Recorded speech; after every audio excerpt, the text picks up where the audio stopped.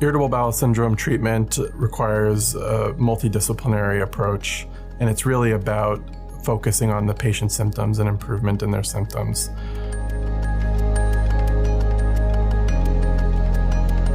Number one for me is trying to identify triggers for irritable bowel syndrome, so keeping a food diary. So for a few weeks at least, to write down everything they eat, when they eat it, and then when they have symptoms and what exactly the symptoms are at the time that they have it. And that way you can better associate potential food triggers. There's no specific irritable bowel syndrome diet, but patients who, for example, have more bloating as a part of their irritable bowel syndrome may benefit from a low FODMAP diet.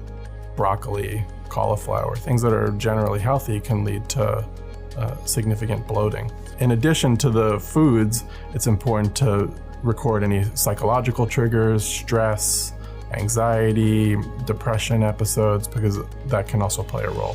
Reducing stress in life is very important just to our overall health, and irritable bowel syndrome definitely can be exacerbated by stress as well.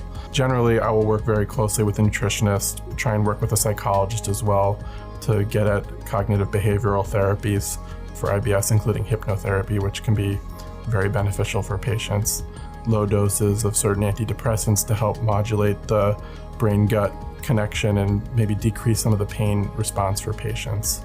So patients who have constipation predominant symptoms, we can use various over-the-counter osmotic laxatives. For diarrhea, there are some antidiarrheal medications that can be purchased over the counter and can be used safely. Make sure that your doctor is recommending you use these over-the-counter alternatives. I try to reassure patients that we can do a lot to manage their symptoms, and a patient is, living day to day with symptoms that affect their quality of life. It is a good thing that we haven't found something else that could be even more life-changing.